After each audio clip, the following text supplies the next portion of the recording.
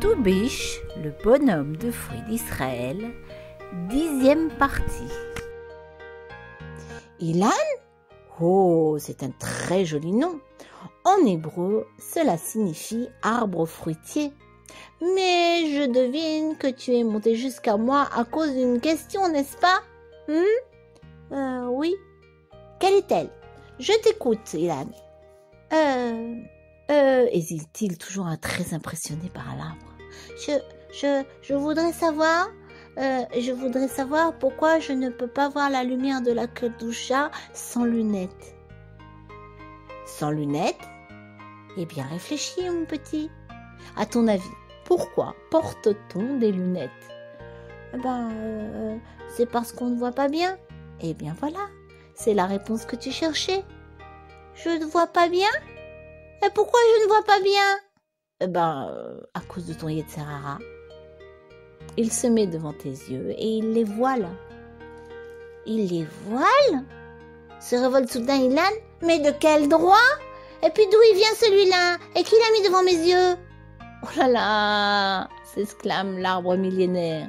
Ouh, c'est une très très longue histoire. Tu veux que je te la raconte? Ah mais oui, bien sûr, parce que je veux comprendre.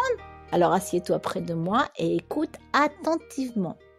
Ilan obéit et l'ancien des arbres commence son récit. Eh bien voilà, tout commence au commencement. Bereshit bara Elokim. Pour créer l'univers, Hachem utilisa une énergie spéciale, une énergie qui permet de découper la matière en petits morceaux, cellules, chromosomes. Et ces petits morceaux sont devenus ensuite des étoiles, des oiseaux, des éléphants, des ours, des hommes, des fleurs, des champignons, tout ce que tu veux, tout ce qui existe dans le monde. Ah oui, et alors, après que les étoiles, les oiseaux, les évents, les sources, les hommes, les fleurs, les champignons, tout ce que tu connais furent créés, cette force aurait dû disparaître du monde. À cette époque, il n'en restait que dans les fruits de mon ami l'arbre de la connaissance du bien et du mal. En ce temps-là, cette énergie était en dehors de l'homme, en dehors de toi. Malheureusement, Adam et Chava, le premier homme et la première femme du monde, n'ont pas écouté Hachem, qui leur a dit de ne pas en manger avant Shabbat, parce qu'après Shabbat, elle n'aurait pas été efficace, cette force. Mais ils n'ont pas écouté. Et ils ont mangé cette force. Et cette force est rentrée en eux. Et elle s'est transformée en Yetzer Hara, en force qui découpe. Car les fruits de mon ami étaient encore là. Et même de nos jours, mon petit, il est interdit d'en manger. La Torah nous dit que tant qu'un arbre est bébé, ses fruits sont pleins de cette force qui aurait dû partir depuis très longtemps. Cette force qui coupe. Et voilà pourquoi on fête Tou B'Shvat. Grâce à cette fête, on connaît l'âge des arbres. Oui, et que devons-nous faire à présent? Demande Ilan assez inquiet. D'après ce que tu dis, on aura toujours besoin de lunettes. À présent que cette force est en nous, mon petit, il faut se battre tout le temps pour être plus fort qu'elle. Se battre, mais comment? Oh, il existe des tas de moyens. Des tas de moyens, lesquels? Par exemple, s'efforcer d'être gentil. Ou alors de prier à Kadosh Baruch Hu pour qu'il nous aide. Ou alors d'étudier, d'apprendre, de chercher comme tu as fait aujourd'hui, enfin cette nuit. Et puis enfin, il y a des chachamim, des sages qui disent qu'il faut manger plein de gdoucha. Manger de la gdoucha? On peut manger de la gdoucha? Mais oui, plus tu en as en toi, et plus tu auras de la force pour gagner cette guerre. Et à la fin, cette énergie deviendra une énergie très très très bonne.